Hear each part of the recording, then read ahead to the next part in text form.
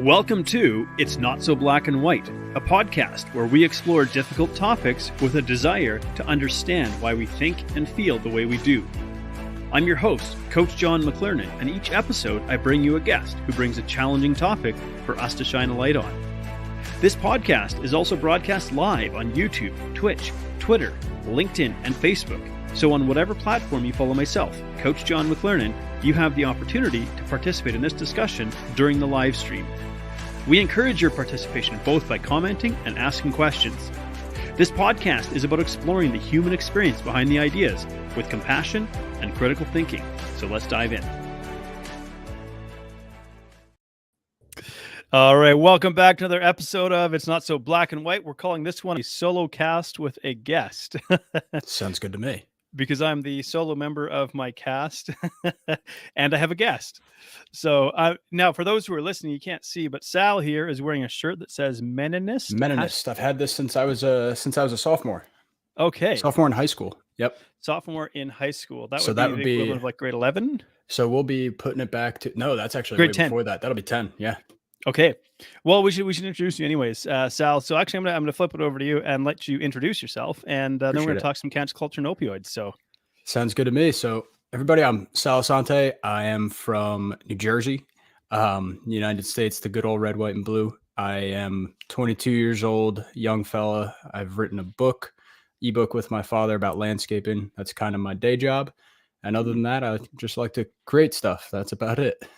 So you've already written one book, and so yes. you can claim published author. Can you give yourself what's it, like, bestseller status or anything like that? Yeah, I wish. Well, it seems like anybody who writes a book these days can say, "Hey, bestseller." I'm like, bestseller in what? Yeah, Did exactly. you make it to somewhere on some chart on some book website somewhere? Wouldn't feel good about myself. Yeah, I'm number one on Gardens of the World. Number one. That's my company. That's it. There we go. Yeah. So tonight we're talking cancel culture and opioids, and I think it's really interesting to hear this from the perspective of a young individual, because I'm a sprightly 40-year-old, and so I'm almost twice your age. Yeah, close. Yeah, close. Yeah, but so and when I grew up, we didn't have like the internet in the same way. We had like dial-up if it was working that day, and if somebody picked up the phone, it would I barely caught the tail end of that when I was young. Okay, you got just like the tiniest little piece of that. I got to hear the complaints. Right, yeah, and we had Game Boys with like gray monochrome like dot matrix games, like Tetris and Super Mario. So nowadays the world is totally different. I didn't get my first cell phone until I was 26, I want to say. Wow. Didn't get my first. Well, I was a holdout though. To be fair, like I could have had one sooner, but I just opted not to. Gotcha. And didn't get my first smartphone until I was 32. So there we go. Now that I've just established that I'm like a tech dinosaur in this conversation, it's great. It's great to hear a young person's perspective on this. And opioids weren't really a thing when I was a teenager in high school and going to university and stuff like that. That wasn't really a thing either. And now that we're struck with like this crisis where overdoses are happening at like sort of an unprecedented scale. And so I'm kind of curious from your perspective, really, what do you see about this, and from a young person's perspective, why this might be happening? Well, I will tell you this. It gets actually pretty personal. Had a unexpected, you don't expect a nice, well-flowing family to have an addict, but it happens, and it hit home close, but also so many people around me, even classmates getting not necessarily into opioids, but into, heavy into Adderall, heavy into Xanax. Xanax, yeah. And they call it Xannies. Is that what the kids call it these days? Xannies, bars, everyone was not everyone, but a lot of kids were into them. And it really turned me away from the scene, turned me away from going to parties, turned me away from wanting to go out into that, because, I wanted to avoid putting any of that stuff close to my body. Yeah. What made you hesitate? Then I'm curious, because this sounds like something that, a lot of people or like a significant percentage of young people are doing this, and you look at it and you go, hey, I'm not so sure about this. I think it comes from a big time conservative background in my family. But then again, I think the biggest thing was from a young age, knowing that I had a family member who was struggling with it, and how badly it was beating them up. It really kind of struck a chord that, hey, you got to steer clear from that stuff for some pretty obvious reasons. Yeah. So what sounds like almost like insane to me is this thought of like a young person who's potentially in the prime of their life using something like Adderall or Xanax, which are two different drugs here, but using those to sort Absolutely. of deal with, I don't know, kind of like their mental health or Just the daily life, honestly. yeah, literally like day-to-day life. What makes it feel so pressure packed? Um, I think the biggest thing is from, especially from a male perspective, from a young age, you're forced to sit down in a classroom and pay attention. And after a while, when you're not performing to standards, or something seems a little off, and all of a sudden you get a recommendation, the first thing usually is Adderall. I saw it, I'd say it was close to probably like 10-15% of my class was on Adderall. And like that's a Oof. yeah, and I'm not even trying to overestimate or anything. I knew so many people taking it that it was like I could just go get some if I needed to study for a test or something. And Right. that was my only experience with it. And even then, I was like, got super dehydrated. I had some, I couldn't sleep after taking it. And, I was just glad because I'm sure that I would classify as having ADHD. I'm glad I Mhm, did mhm. not actually get diagnosed and get those pills given to me from a young age. Yeah, I mean, there's a rabbit hole here that's sort of like beckoning a little bit, and that is, Mhm. sort of pharmaceutical companies trying to get people hooked on their products, legal drugs at a Well, young age, absolutely. Well, because that's what it goes into the opioid rabbit hole. right, because I mean, it's not an accident. Like if you're a prescription drug company, a pharmaceutical company, you make money by selling products. The more people want your products, the more you sell them, and Mhm. it's I think about it's like this interesting promise: take this pill, and your life is going to be better. Don't actually try to improve yourself. Just now, of course, This that's a is the solution. right. Now that I understand and respect that's a very gross oversimplification, but in the same token, there's something about this. I don't think it's a gross oversimplification. Because you pretty much nailed it on the head, in my opinion, when you started saying they have to make money and they start seeing, profits, they start seeing returns. As a company, once you start seeing money rolling in, don't you go and attack that area and try to earn more money? Mm, Right. And unfortunately, it's gotten to a point where like we're at this point kind of killing a lot of the hosts, but it yeah, doesn't seem to matter because the addiction rate keeps going higher. right. Yeah. And so how do young people feel about this? I mean, not the not necessarily you can speak for every young person across America, Yep. let alone the world, but I don't actually get that much of an opportunity to chat to people 20 years younger than me and go like, Yep. what are you experiencing in terms of how young people see this and witness? Like, are they aware that this sort of level of potential malevolence exists? I gotta be honest with you, John, I don't think so. It's not in the mouths of a lot of young people. I can't have this conversation with a lot of young people. I don't think it's because they don't want to talk about it. I think they just don't really hear much about it. Maybe they don't want to hear a lot about it, but also like because I'm from a very I guess you could say high class neighborhood. So to hear like fentanyl and stuff going around here would be bonkers. But Mm, see the stuff like I said, so Adderall, Xanax, and that stuff just leads down. And then we actually did have a at least one student did pass away from heroin use, and mm, that was 2 years ago. I actually knew the kid, and yeah. yeah, that news when I heard that that hit me hard. Like I mean, it hit me again where it was like, you better not use this stuff. But Mm, yeah, I don't know. I don't think that the young people are really actually giving this the attention that it needs. mm. Well, there's a lot of things that are on the horizon to draw us in and distract us. I Mhm. was chatting with a client today in my nutrition coaching business, and she was just talking about how she was sort of drawn in by this Johnny Depp Amber Heard trial, I'm and sure we'll be talking about that a little bit today. Yeah. I'm I have no idea why. I mean, like all I know is that this trial exists. I was like, I'm proud to say I have not watched a single episode of the Johnny and Amber show. Like whatever it is that's taking place, I have not watched a single episode of it. But Mhm. obviously, it's on people's minds now. I guess why I shine a light on this is I go, this is what we're getting sucked into. Yeah. Look at this drama over here. Someone's life is more interesting than yours. Someone's life is better than yours, or someone as a human being just like you. But either in any case, what it is, it seems to me like it's a distraction from the bigger issues that we're facing. That's what it normally seems like with any news cycle. Yeah. So then what, we also talk, like we could talk mental health a little bit here and say, okay, in your, Absolutely. from your perspective, because here's something that I've heard, and I really need to verify the stats. I'm not sure where I'd go to verify them, but something along the lines of the anxiety levels seen in young people today. So I think we could say those under 25 is Okay. on par with what was seen in psych ward patients in like the 1950s. Really? Wow. So it's at unprecedented levels. So we're at unprecedented levels of like emotional and mental health crises, which Mhm. could also be part of the reason why. Because you think about when we're taking a drug, what are we doing? We're altering our perception of reality. Mhm. Right? I want to escape from the present reality I'm experiencing. Absolutely. Why? That's the big question. It's a big question. I mean, me myself, I struggled for quite a while with marijuana. Still dealing Mhm. with it myself. And when you get into a cycle of changing your mindset constantly, it gets to a point where you stop realizing what's real. So, having Mm, stopped for almost a week now, thoughts start getting clearer. You start settling down and making better and clearer, well thought out decisions. But that's just marijuana. We're not mm, talking about, cocaine. We're not talking about meth. We're not talking about heroin. We're not talking about things that actually remove you from, I guess, real life. Like you turn into I guess a totally different animal, in my opinion. mm. Maybe not so much cocaine, but really heroin, meth, fentanyl, I that think stuff. cocaine would make you a bit of an animal while you're high.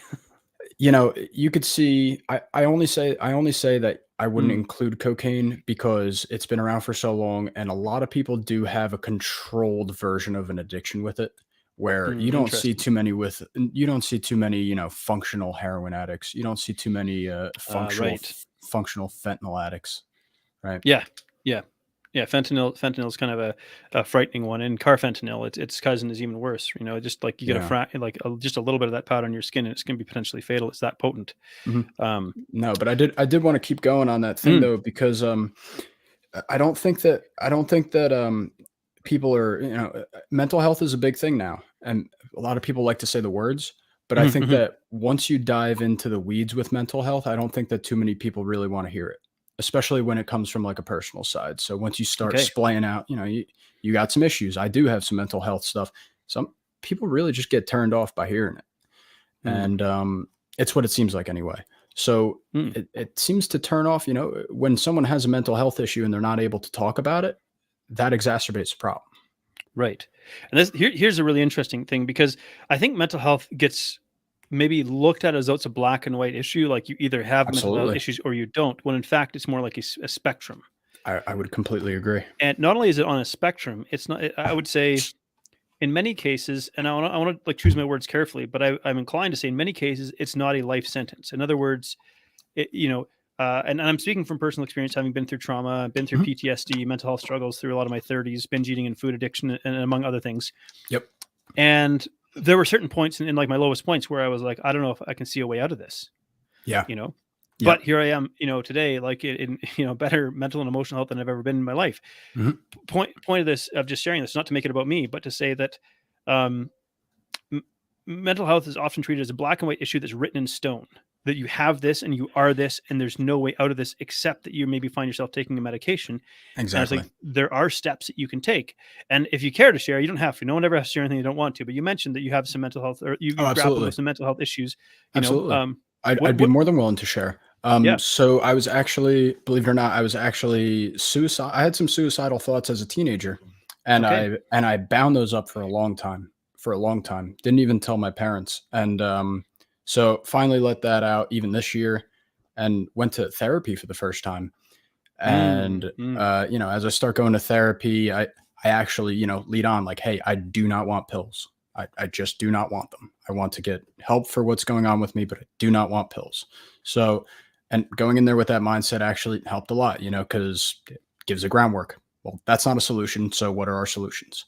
And interesting. I think going in with that, I kind of, worked on myself. And throughout that process, I actually had found out, a couple, crazy thing happened to me. Had a little issue with the policeman down here in Baltimore. And I basically found out that I do have at least some degree of anxiety. Hmm, And hmm. so they were when I actually got it diagnosed, they were unwilling to put it on like an actual, I guess, make it an actual anxiety diagnosis. They said Mm-mm. I have what did they even say? Like general, like it was like Like the GAD kind of generalized baseline. anxiety disorder sort of thing, or Yeah, and and looking back on it, when I look back on my teenage years and stuff, that's most likely, if not definitely, where those suicidal thoughts came from. Just anxiety, not being able to talk about it. Mental health wasn't a huge thing in my family, so it's hard to articulate that to parents and other family members who just haven't had those thoughts. Right. So, and you mentioned suicidal thoughts, and this is Yep. not a light thing. No, And no, that's really heavy. So I hope people really do take that seriously. It's not something to take lightly. And if you do have them, please, go and try to speak with someone that you feel comfortable with. Yeah. Now, I have this thought that none of us like put up our hand and ask for this. And go, I'd like to find myself. So I guess I'm kind of curious about your personal experience. You're in this space as a teenager, seemingly potentially moving into the prime of your life, young, strong, all this kind of thing. And you have these thoughts, suicidal thoughts. I'm considering ending my life. Absolutely. And did you find yourself kind of in this divided headspace where part of you goes, no, I want to live, but the other part goes, this seems like a better option?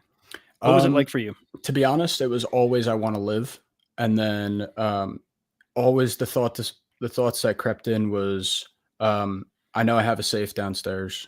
I know how to get in. Why don't you just do it? And every time I'd have that thought, I'd have to argue my way out of it, but I'd find a way.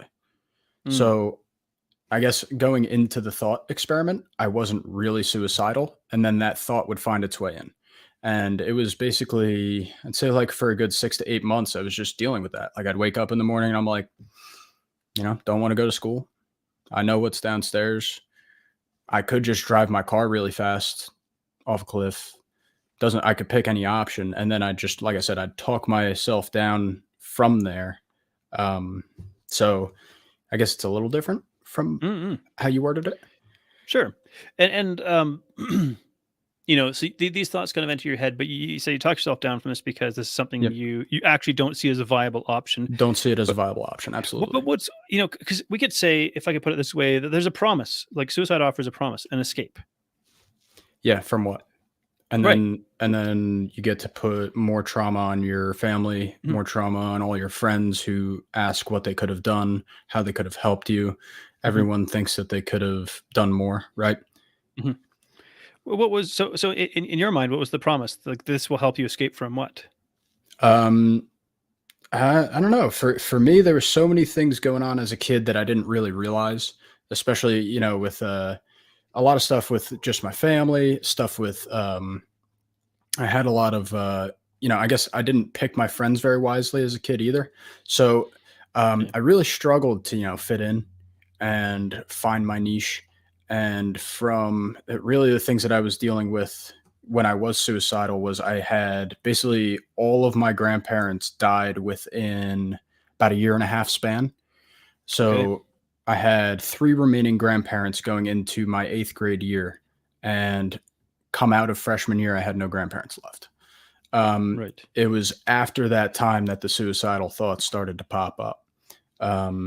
And I just, I felt very little will to want to get up in the morning, very little will to actually go and participate in things I liked, like baseball, just other sports. Like I found very little joy in almost anything. Right. So really the grief kind of was robbing you of the joy of life. I think so. And I wasn't able to actually process that properly as a young kid. Right. And actually, and kind of why I'm somewhat curious about this is because I think, because you grew up, 20 years after you're going to high school 20 years after I did, like, you were born when I was graduating from high school kind of thing. It's crazy. 99.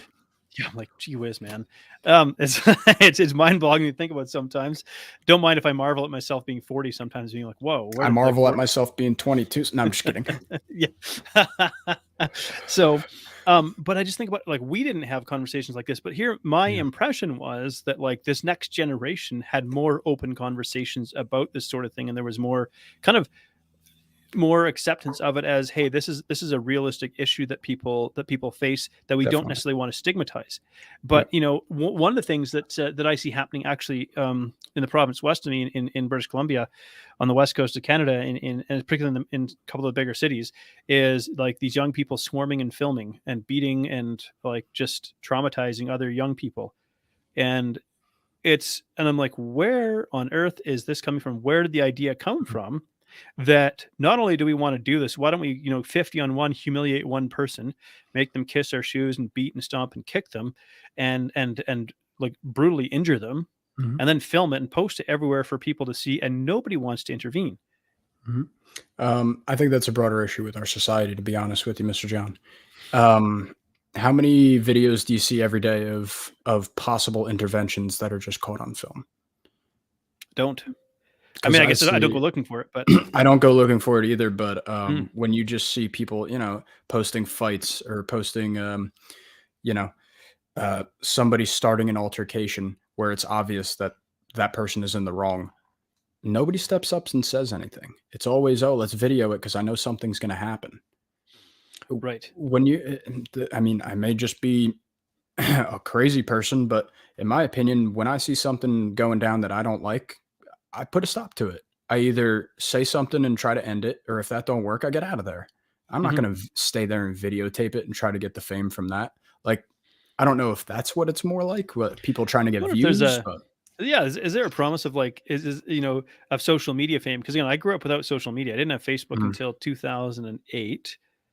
That would have put me at what, 26 years yep, old. Facebook at 26 years old. So I didn't grow up with social media. I avoided it. And the exactly. only reason I got Facebook was because my friends had started organizing events and they were using Facebook as a way to That's a better reason to get it. yeah. Yeah. Back then. And so this idea that maybe it's the promise of social media, like somehow that social media virality, if I can get that, are people looking for an easier way or seeing it as an Mm, easier way to make a living? If I can get viral, if I can build up this followership, if I can, have this audience that somehow I can maybe make money without having to work too hard. absolutely. I mean, you ever hear of the PKA podcast? Haven't yet. Okay, so have you ever heard of, FPS Russia? No, I haven't. So he was one of the first famous YouTubers, Okay. and, on their podcast, they basically said, "How many people are trying to follow in our footsteps and just make free money on YouTube, not having to do anything?" And I do think that that's a mentality that's held by a lot of young people. Right. Not Now, actually producing something of worth, just mhm, mhm. getting famous. Right. It's like an interesting spin on addiction. So like we're we're Mhm. we're becoming addicted to the dopamine high that social media offers. Absolutely. And this is, of course, this isn't by mistake. I mean, I work in the field of behavioral psychology, and Absolutely. I mean, yes, there's more than meets the eye here. Put it that way. And I'm just looking at a book I have on my bookshelf up here, and I would recommend that any young person that wants to understand a little bit more about social media have a read of Digital Minimalism by Cal Ooh, Newport. that's actually on my reading list. Awesome. Very, very, yeah. Choosing a focused life in a noisy world. Outstanding book. Highly recommend it. I'm not getting a. I should set up an affiliate link, but anyways, Cal Newport has like an email address, and that's about it. But reading that really changed my relationship with technology, and I run an online business, Mhm. and so I really have to have specific boundaries around my technology use because I use it quite a So lot. much, basically, Mhm. for your living. Yeah. So I'm thinking about this from a young person's perspective, though. You see, like I was at 26, getting close to being fully emotionally mature. In one sense, Mhm. apparently, men hit this at about 28. We reach peak emotional maturity, or Yep. well, no, not peak emotional. We just reach emotional maturity. I think peak Emotional emotional maturity. maturity probably comes more like at I like would say more 60. like more like 50 to 60 is when the Yeah. men finally, yeah, when they stop thinking about putting babies in the world, that's usually when they start Mm. settling down. Thinking about other things, but so this is coming into young people's lives Mhm. at a very very early age where they're not really they don't have the emotional capacity or the ability to regulate their emotional environment, and this social media environment is quite possibly contributing to some of this mental health crisis that we see. Absolutely. I would completely agree. You're a lot of kids are even getting access to social media, like, from the age of, like, 2, 3, and when you're sticking an iPad in a kid's face at that age, I I may be making a little bit of an assumption here, but I almost can't see that playing out well. They don't have a good relationship from the beginning. They definitely Mhm. don't fully understand what it is that they're actually Mm, using. And when you have that many years of compiled misunderstanding, um, I don't see it really going well. mm. So and this is interesting again to hear from a young person's perspective because I think it used to be Snapchat. I don't maybe I guess TikTok is probably the thing nowadays. TikTok, yeah, I'm not too much of a fan of it, but it's a fantastic app. It's very good at getting people addicted. Right. It does what it I look at it as Chinese spyware, but then I think the other social media The other giants ones are just as bad. they're American spyware. So I'm like, what's the difference? Well, Doesn't matter. maybe one's a slightly more autocratic regime than others, but yeah, either way, they're all engineered to Get basically you grab. stuck on there. Yeah. So then Mhm. thinking about social media, one of the topics we said we're going to touch on was cancel culture. Yeah, and I think that would be a great segue right now, Well, honestly. I'm looking again at the hashtag and your shirt, hashtag Meninist, Oh, yeah. uh, which I've never heard that hashtag before. Now I do see myself as an advocate for positive masculinity, Mhm. despite I feel like I'm still in my infancy of understanding, but I definitely feel like I want to advocate for positive masculinity because we see a lot of inauthentic versions of masculinity that actually Oh, yeah. drives poor male behavior. Yeah, and you see that playing out on huge scales. Hmm. So in terms of what does Meninist mean to you? Okay, so this is actually hilarious. So the only reason I bought this shirt was there was a Twitter account when I was a sophomore in high school Mhm. called Meninist, and they just got famous because they basically posted anything you'd see on a feminist, page, they'd post the opposite. So Okay. just whatever. Obviously there was obvious jokes like women back in the kitchen and stuff, like just trying to Okay. to start fires. But there was a more serious point. They'd pick on every single post that a feminist page would put together. They would knock it down. They'd try to basically explain that no, this isn't. There's no way that this is the only way of thinking that can be correct. And it pissed off so many people that I thought I had to have one. So Okay. for me, Meninist just stands for the opposite of feminist. And Interesting. I only wear the shirt because I find it funny. I don't actually really subscribe to the ideas. I don't even know if it's really a page anymore, to be honest with Now, you. now I'm curious. Like now I want to potentially check it Yeah, out. I'll I actually mean, I look it think up for you, but I'm totally unsure if they're still alive, but I would assume that they're kind of dead. right. I mean, I can see the potential just in terms of satire. You think about the various satire sites that exist, like the Onion or the Babylon Bee. I think those are the two Okay, that come to it mind. ran right along those lines. It Right, ran right, okay. right along those lines. And so just like deliberately like annoying people when they're like, "Hey, hello, maybe you didn't realize this was satire," you know. You nailed Um, it. yeah, and comedy is supposed to be that. Which again, this really brings us back into the idea of cancel culture, and it's like Yep. when we start canceling comedy, which comedy was supposed That's to be what the lens we that allows us to explore difficult social issues. That's what I really wanted to dive into. Yeah. So the big one, the big one really for me is you go back to Louis C.K. But Mm. one that's going on right now that I actually just saw, just reading some articles is um, who's that guy? John Mulaney's catching heat. And so John Mulaney's catching heat just for having Dave Chappelle on his show. And I Right. don't know who John Mulaney is, but I assume he's probably more famous than I am. He's he's a very, I would say, very left-wing comic. Okay. Pretty funny. Yep. He's got quite a bit of history. He's got, I believe, some serious addiction issues and stuff like that. Mm-mm-mm. And yeah, but regardless, I don't. Funny people are funny people, and he's a Yep. funny one. And he had Dave Chappelle running up on his lineup, and basically everybody just started trying to cancel John Mulaney because he had a transphobe and a homophobe on his stage. And if anybody's seen Dave Chappelle's latest special, it was along the same lines. What was his latest one called? Is it Sticks and Stones, or is that I'm like I'm not sure if that which one it was. Whatever one where he basically told the whole monologue story about the transgender person who ended up killing themselves. right? That was his friend or something like Yeah, that. absolutely. Right. I don't, and like I don't even have Netflix, so Mhm. I like, haven't watched the one to be right. completely frank with So you, but sorry, I do know Dave the Chappelle, if you backstory. just happen to be tuning into this podcast, Oh yeah, sorry for like not watching it and not really not being able to give an educated opinion on it. But yeah, if you are listening to this podcast, I've made it big. Yeah. Yeah, but so cancel culture is kind of this interesting thing, this reactivity yeah. to I'm hearing something that I don't like, but I don't have a coherent argument against it. And so I'm going to plug my ears and scream and rally everyone I can around me to try to shout you down and to cut your tongue out instead of challenge the perspective that you hold. Well, you pretty much just gave the best definition of cancel culture I've ever heard. Cool. Yeah, I'm gonna like, create like a TikTok clip out of that or something. no, I do have a I think you TikTok should. account. I'd have to reinstall it on my phone and then upload it and then uninstall it again. Um, Absolutely. that's how I roll with TikTok. Is I Just install it, get content. upload what I want, and then uninstall it again. Yep. Well, I had it on my phone for a little bit, and then it just kept showing me basically the equivalent of softcore porn. And so I was like, They get know off how my to phone. get those 40-year-olds. They know how to get them. So Right. I'll just take a little tangent on that. My dad found YouTube about 3 years ago, Okay. and YouTube had an algorithm to start sending older men younger girls videos. And he Oh, starts getting suggested videos of very, very young girls dancing very provocatively. And he was like, I got to stop for a while. Like, whatever is going on here, this isn't right. And mhm. sure enough, a month or two later, YouTube was getting investigated for that, and it started dying down. But it, yeah, that's Yeah. a slippery slope right there, man. Well, I asked Dylan, who is not on here tonight, unfortunately, but if he is tuning in, hey Dylan, I was asking him about this because he's a TikTok influencer and he has almost 600,000 followers, and I was Yep. like, man, it was actually on his recommendation that he finally convinced me to like have a TikTok Try to presence. have one.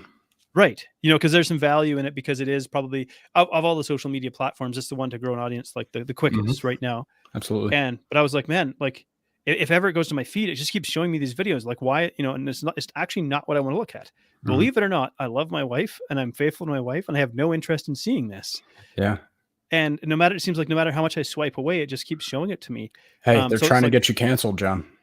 yeah, yeah. I'm like, you trying to have a negative impact on my marriage or something, Yeah, you I know? think a lot of the social media actually, whether they admit it or not, they do go after that. So Mm-hmm. they're trying to catch your attention. So if they notice you like your eyes are going to half naked girls, they're going to give you more half naked girls. If they notice Yeah. that you're way into the party scene, they're going to give you more party stuff to look at. And you really got to know what you're getting yourself into when you're putting yourself on those platforms. Yeah, it was, and it was kinda, like, disconcerting for me in a sense because I didn't ask for this. This isn't what I was looking for. It isn't what I want, but it's probably it's like maybe it's a gamble that would from an algorithm perspective, they look at sort of the demographic. Like, I don't put my actual demographic information. I put some let's just say some inexact demographic information into there. But Not a bad based on idea. that, right, they go, "Okay, we're going to start showing you this because what we've seen is when we show this to this demographic, we see people engage with this platform more." And Hmm. so I think this is what they were doing is because I fall into a certain demographic. They're like, well, if we show men pictures of like women, attractive females sort of doing the tick tick, flash or whatever, change my outfit, and I'm wearing now Hmm. the skimpy outfit or something, they seem to watch that. And I mean, to me, I think this speaks to a bigger cultural issue. I'm like, man, now I just feel like I'm old, but I'm like, this is just like a really terrible way to get attention because you're actually Hmm. it's like we're not holding up women for like being intelligent and capable and doing amazing things. We're just purely appealing to like the most sort of primal and basal instincts that lie within human biology. Yeah, and they're getting famous off it, so it's kind of, incentivizing the girls to do it, Mhm, and mhm. obviously Yeah. the guys are clicking on it. I mean, like in one sense I could say like partially I don't blame females in one sense, right? Because I Well, understand the draw. if you're chasing the bag, you're chasing the bag. I assume that means you're going after money? Money. Mhm. Okay. Yeah. One of those young people's expressions. I managed to put it together. But I mean, I feel like this is a slippery slope. And Oh, yeah.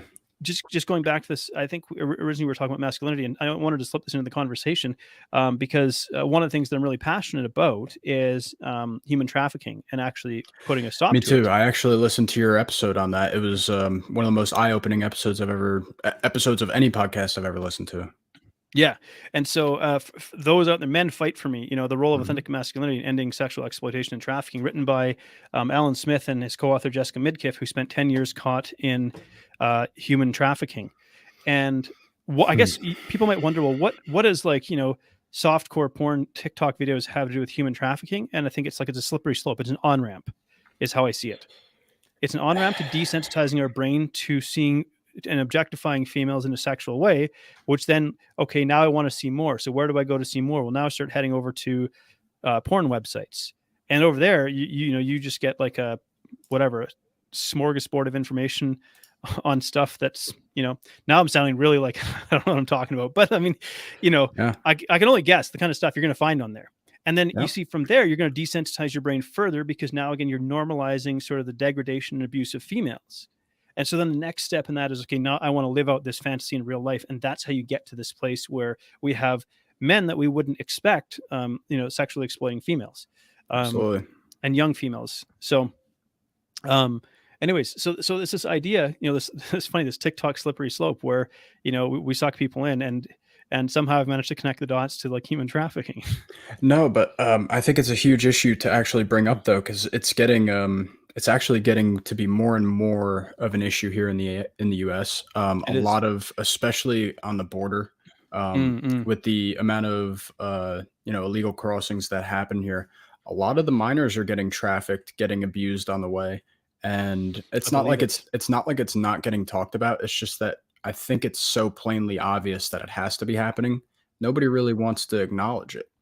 Um, Right. it's a really big problem. You have parents in a lesser country trying to send their children to get a better life than them, but what are they sending Mm-mm. them? That path that they're sending them on, they don't really. I'm not saying they don't know, but that seems to be not worth it, in my opinion. To send my child off to get possibly raped, tortured, abused, maybe not even make it to that country. Mm. You know. So, and see, this is an interesting one. Again, I feel like I'm not like that well educated on like say the border crisis, for example. It's something that we sort of It's a because I little don't really. different. The Canadian-US border's a little more clean, so you probably wouldn't have those issues. Right, right. But I mean, I guess my very basic understanding is you have people from third world countries, primarily Latin America, Central America, Mm, but maybe other countries via this way, all crossing the border in mass numbers illegally, mhm, in sort of search of a better life. But the the concern here, or one of the concerns, is that okay, because I don't necessarily blame people for saying I want to get a better life. I've lived in third world countries, and I'm like, I don't blame people for wanting to come to say this like, country get out. here. Yep. Right.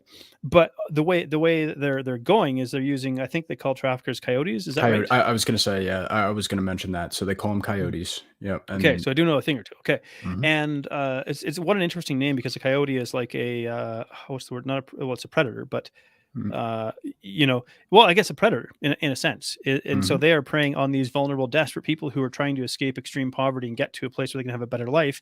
And ultimately, they're finding themselves in a situation that may be worse than the one they're presently in. But you mentioned potentially sort of exploitation and whatnot. Is this mhm. something that is documented? Is this something that because you So say you say it's like a known issue, but is it documented somewhere? Like who's paying attention to this or tracking it? It's I guess you could say it's pretty documented. I just see things just in my my social media feeds all the time. Mm-mm. But a lot of the I guess you call them Republicans, our right wing politicians down here in the states.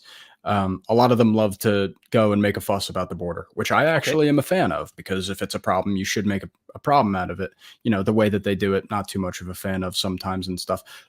But they pull up with pictures, they pull up with stuff, but you end up getting these stories because most of these migrants end up getting get tracked and they get released into the innards of the United States on the Mm-mm. decision of our government, not on Mm-hmm. they end up getting caught usually in some way, shape, or form, or they get documented and then they just get released.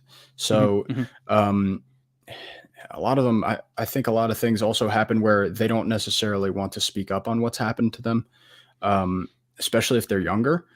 Right. Okay. Right, but when you start hearing that people are getting, kids aren't necessarily making it, or kids are showing up in tattered clothes and looking like they've been beaten, um, on their track, it's hard to it's hard for me to think that it's, an actual good thing that's happening. Sure. Whenever you start herding people like cattle with very cramped and very difficult and very uncomfortable Mhm, conditions with extremely limited resources and high mhm, risk, all of this, it brings sort of tensions and emotions high, and then you have like an extreme sort of power differential between those who are trafficking and those who are being yeah, trafficked, I guess.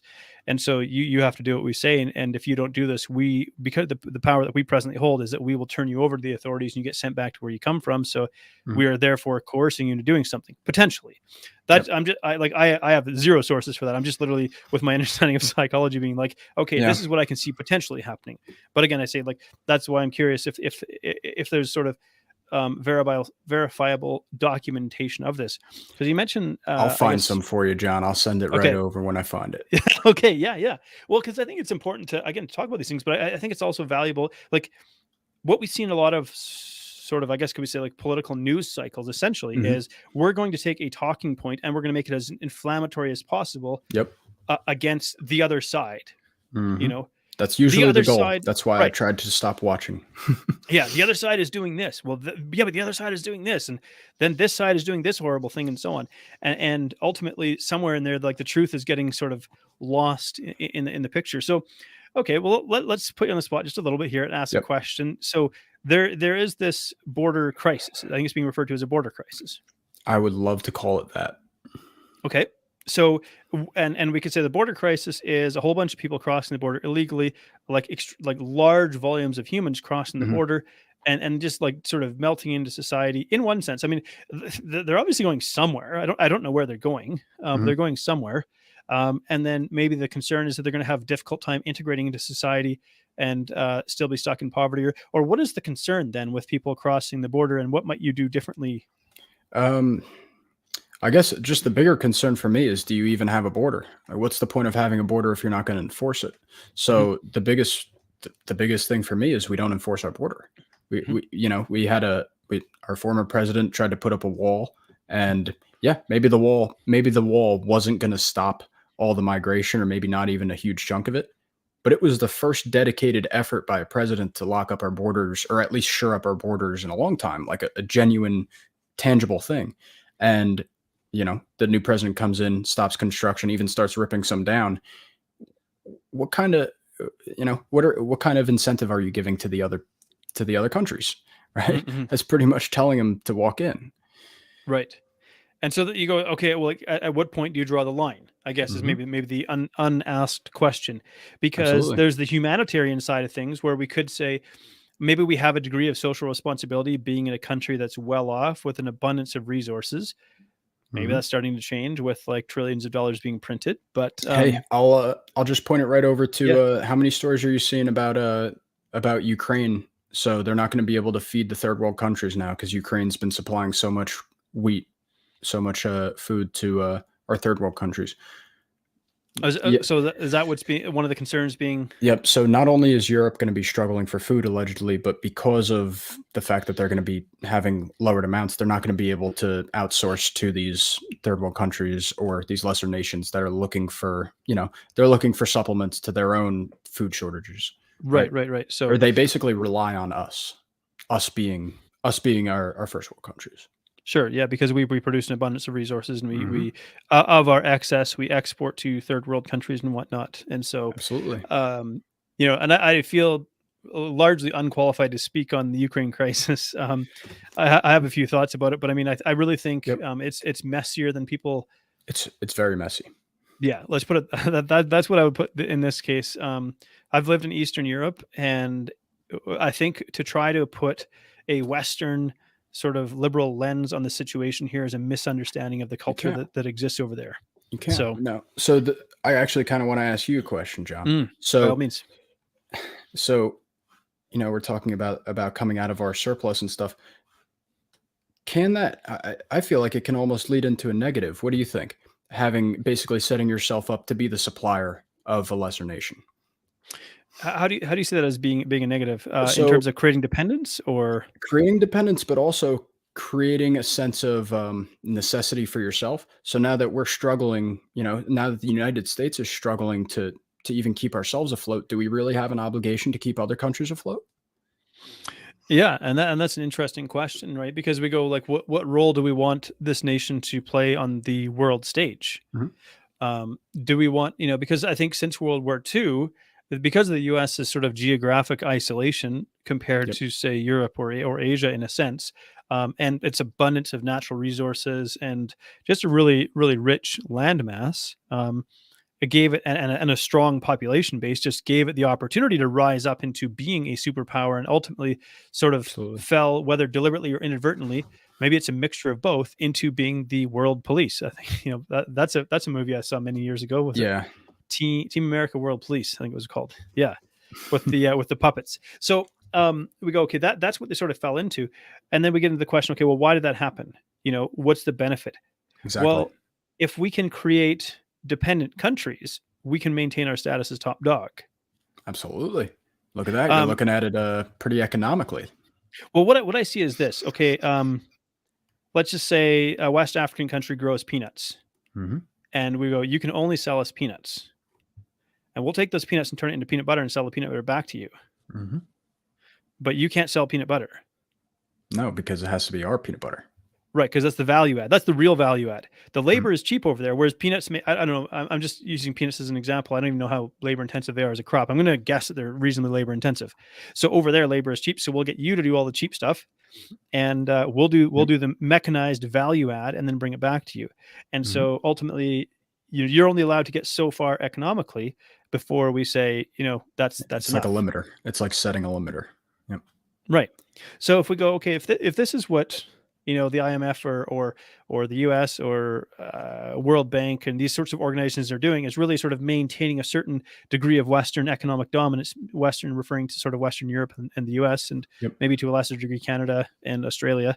It seems like anything that would upset that system has the potential of upsetting those who hold positions of significant wealth and power.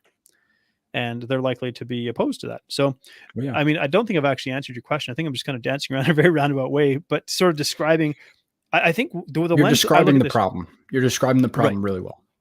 What I do is I look at this through the lens of behavioral psychology, and it's not that I'm entirely an expert, but I do have a background in marketing psychology, which is a branch of behavioral psychology, and I use this in my own daily work. And so I try to use that lens to examine human behavior and go, remove the lens of idealism, remove maybe even the lens of moralism, and go just understanding basic human nature. This is how we function. This is how sort of I expect people to behave. And maybe I'm slightly cynical now that I've lived around the world and seen it. And so the question is, should we set up countries as dependent nations? I don't know. I think the idea should be, and this is just me in an ideal scenario, we would say, okay, we're going to give you this surplus to allow your population to grow into a healthy population. But on top of that, we're going to support you educating your population. But then that's a slippery slope, because now we're talking about culture, and we're talking about. You just took the words out of my mouth. So, but then you get into the issue: do they actually accept your education? Do they want it? Yeah, and that's like a big question. When I say education, I'm thinking more, we're going to make sure that you more of the practical stuff. So let's remove the social sciences. Not to say they don't have value. They really do. Of course they do. And I have my social sciences friends out there. I'm not trying to offend you. There's my disclaimer. But the reality is, it's like what we see in terms of a population that grow, or a nation that like grows and develops and advances, is they're making advances technologically. They're making advances in the STEM, the science, the technology, the physical sciences. Yeah. And so, it seems ironic that our biggest export is culture. Yeah. And only that, it's a culture that, and I'm of a more conservative lean. I mean, well, in some ways, I guess. Maybe I'm more culturally conservative, again, because of my understanding of human nature. And I just don't see degeneracy as being like a positive for culture as a whole. Thing. Yeah. No, I just don't. Unlimited, unrestricted hedonism I see as problematic, because that's the road to addiction. Absolutely. So, which almost brings us back full circle in a sense. That it does. So we have this issue with the culture that we have. Now it's too bad that Chris isn't on here, because Chris is a cultural anthropologist, and she would bring a very interesting perspective to this conversation. So, Chris, Kyle, Dylan, Lamar, Eris, all you guys that are not on the conversation tonight, you should be here and contributing to this darn conversation. Nonetheless, it's been a very good one. It's been an interesting. We can get the next one, man. Yeah. We can host, you run a podcast called We the Patriots. We the Patriots. Right? Yep. I run the We the Patriots podcast. Yep. So this is not about being a fan of the New England Patriots, though. No, this is being a patriot. The actual, what I believe the true definition of a patriot, when you look back to the founding of our country, what it meant to be someone who stood up for what's right, in my opinion. Right. So standing up for what's right. Mm-hmm. So, because I believe the U.S. was founded on a certain set of ideals, although when it was founded, it was understood that, hey, we haven't got everything figured out. That was the hope that the founding fathers set out, or at least it seems to be. Because I think this word patriot seems like it's a loaded term, and it's a very right-leaning term at this moment. Right. But which is really interesting, because I've hosted on this podcast an extremely left-leaning, to the point like communist-leaning individual who sees himself as a patriot. Fantastic. Right. So he says, I love my country. but he has a different lens through which he interprets historical events. But he says, I love my country, and because I love my country, this is how I see the best way forward for us to really thrive as a country. And he has bought into the idea that socialism is the way forward, which is really interesting. That is interesting to get that perspective. Episode 6, Caleb Maupin, if you want to have a listen. I'm going to hop in there. Oh yeah. It was a really interesting conversation, and it seems like he's a bit of a controversial figure. I say a bit, maybe he's more than that. I don't know. He has some sort of flag on Twitter for being, I don't know, being some sort of misinformation peddler or something. But I had a really interesting conversation. That goes back to cancel culture. It does, actually. Yeah. And so you believe so do you think that cancel culture? So because the idea, free speech is not the idea that we have, let's say, unlimited freedom to say whatever we want without consequence. I believe that's not the definition of free speech. No. The definition of free speech really is, free speech should be free speech. I mean, that's how I feel about it. You shouldn't be able to call out for someone's death. You shouldn't be able to, call out for certain violence and stuff, but hold away from that, or fire in a movie theater, stuff like that. That's a classic example.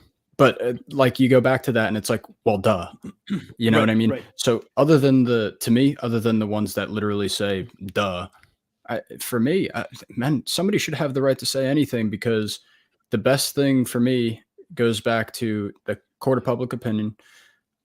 They're going to trash you if you said something bad enough. But then this brings this is cancel culture and mob culture again, which is problematic as well.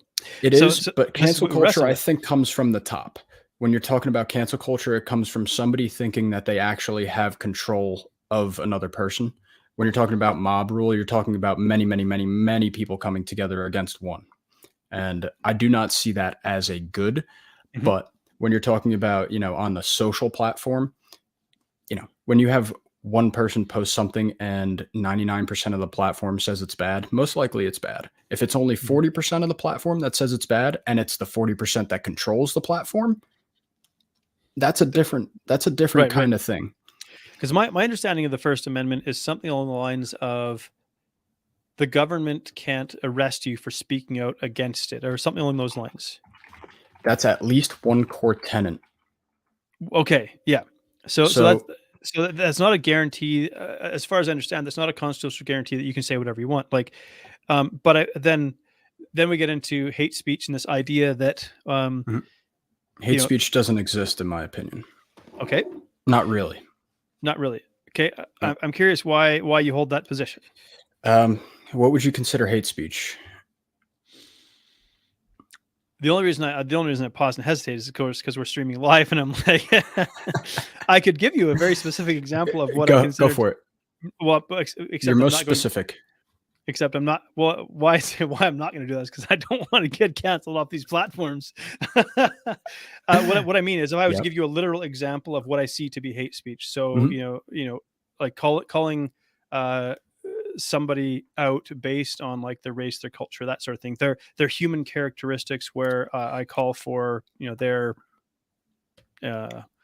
demise. Yeah. Again, I'm trying to choose my words carefully here, but I think this can go back to, so you think about the ACLU when in their coming up, when they started to really be a good movement, and this was American Civil Liberties Union, Liberties Association or something like that. Okay. Now which way do they swing? ACLU, yep. And they're at this point very left. But in the beginning, they were defending Nazis going in the streets of the United States, proclaiming that Jews were, the rot of society. I don't think that that's a good thing to say, but the lawyers were representing these people to make sure that they had the right to say it. And that point being is that, like I said, you get to that public opinion where if you say something that sounds that bad, most likely they're going to tell you that it's bad, and they should. And that's the point of America. The point of America is that we're supposed to be those stand-up citizens. We don't need the government to tell us what's bad. We make those decisions. When somebody crosses a line that you don't cross, you make that known that line was crossed by yourself. You don't need the police to tell you. You don't need Joe Biden to tell you. None of that. And but I think in order for that to work, you have to have an agreed upon code of values, code of ethics, moral code. Yep. And right now we don't have that. Yeah. And hey, you should be allowed to criticize someone, right? Mhm. You should always be allowed to criticize someone. When you Except me. start If you criticize me, I'm going to scream hate speech and try and get you canceled. good. But when you start weeding in getting into Yeah. the weeds, and a lot of people criticize with, insults, right? Mm, mm. To me, that's not really you're not really criticizing, you're just being a jerk. Right. Okay. And I just don't think that being a jerk is punishable as a crime, right? I think that that is something that needs to be solved internally. Like, who is involved in the situation, right? Okay. And if there's a governing body, so say it's in a school, Okay. Yep. right? So two kids have an issue and it's in the school. They go to the teachers and they should be able to solve the problem. At that Um, level. yeah. And it just shouldn't have to go to the point where you're ruining someone's life for one thing that they said. Like, a lot of times, some people really slip up and then they get canceled. And, something's called hate speech when it was taken out of context. Right. Right. So I'm not saying that for all hate speech, because that's Mhm. obviously ridiculous. But that being said, you can really get to a point where you are ending someone's social life just based off of a sentence or two that they said. Right. And so, and I agree that that is not a positive thing, because it offers no compassion, no understanding, no opportunity for reconciliation, no opportunity for No learning. redemption. No redemption. Right. Yeah. Shawshank Redemption. It's one of my favorite movies. It's a good movie. That's a It damn good is. one. Right. So we're giving nobody any opportunity for redemption, and ultimately that just leads to silos of extremism, I believe. Absolutely. And so, and I think that's kind of what we're seeing today. It's because I tend to agree. I'm pushing back a little bit here to sort of get some clarity around definition, and but for the sake of time, I'm going to say, like, I tend to agree that we should really be careful about what we call hate speech, because I feel like Yep. there's a slippery slope where something you said I disagree with, and because I disagree with it, I'm going to call it this or that label, and so on and so forth, right? So, and then really we could ask, well, why, how have we gotten to the place where we are kind of so lacking in emotional mental resilience? What are the contributing Mhm. factors to getting to this place where somebody can say something hurtful and we actually take it on as hurtful? Because what's really interesting about this is, if Absolutely. we know that something isn't true, it doesn't matter. Like, Exactly. Exactly. if somebody says to me, like, uh I don't know, you're a bigoted Nazi, There I'm you just go. gonna That's hate speech. I'm just gonna laugh, because, like, there's no part You're of me. taking it the right way. Now look at it on the Mm, flip side. right. So, You but you call someone a flaming communist and they actually are, mm, sometimes they lose it. right. So if somebody called me a bigoted Nazi because I'm slightly right leaning in my political stance, I would just laugh, Mhm. because, like, compassion is one of my central, like, core. It is like the central core value that I hold, alongside integrity. And so I have, like, there's nothing true about it, so it does not bother me at all. When somebody gets bothered by what someone says about them, when they're genuinely bothered about it, there's an element or a part of them that essentially believes that there's an element of truth in this statement, and they Mm. don't like that there's an element of truth in this statement. It makes them uncomfortable, because when we shine a light on something about our own character that's less than ideal, it really feels uncomfortable. It does, and I think that that is the root of cancel culture. Right. I think that that people in general, when it comes to introspectively looking on your faults, on your demons, so to speak, um, it's so much about positivity these days that you almost get yourself into a space where no negativity is allowed. And I if you are currently doing something that's negatively affecting your life, but you assume it to be a positive, Mhm. and you just continue it on for years and years and years, you look back and, like you said, it can lead you down terms of addiction. Like, that is the hedonistic, Mhm. uh, you If do it not feels good, stop it. why is it hurting me? Without going too far down a Exactly. rabbit hole, but we could talk, because I'm a former binge eating food addict, I think, and formerly morbidly obese. I do believe I can speak with some degree of authority on this topic. But Mm, excuse me, this idea that I should just smash an entire cake on social media, eat the entire thing, and tell people that it's like self love and body positivity, and how dare you shame me for doing this? It's like, no, mhm, that's actually a destructive behavior. It mhm, is not helpful. It is destroying your health. mm. Um, I but actually kind of have a question that's kind of centered mhm. around that. So you finish your thought. No, go right ahead. Jump in. So are you a fan of fat shaming? Not really. Okay.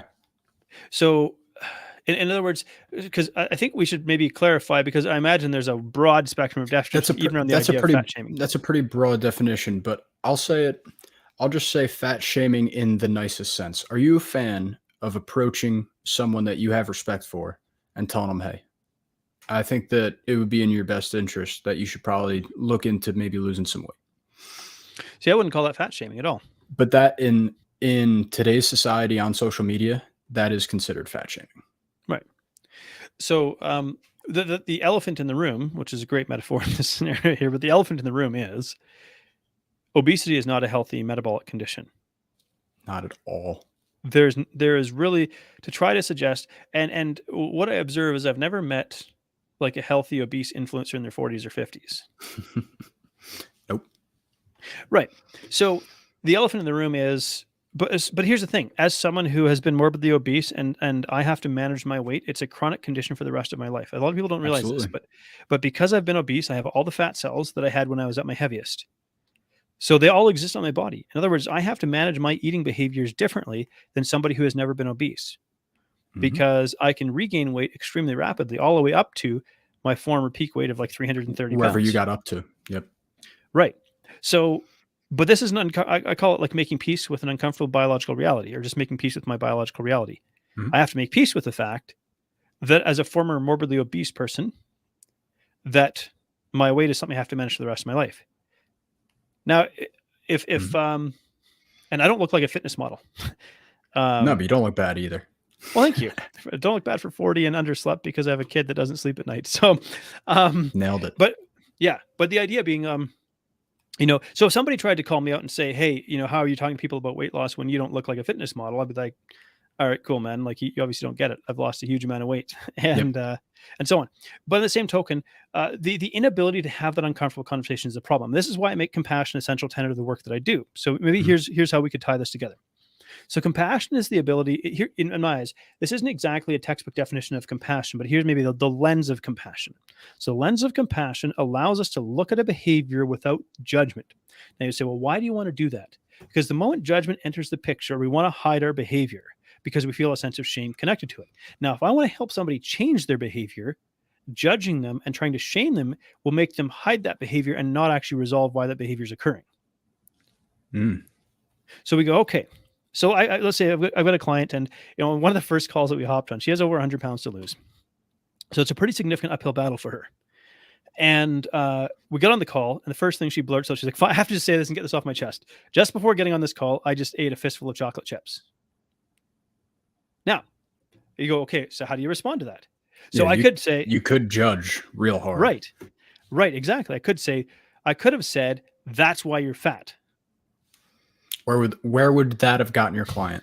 Right. Where would that go? So that type of fat shaming, I don't like that. That would be like legitimate fat shaming, right? So I would classify that as being a jerk. Right. Okay. So that's an unhelpful behavior. So instead you go, well, how did I approach that situation? I said, I actually chuckled. And I said, that's interesting. And I said, that makes sense.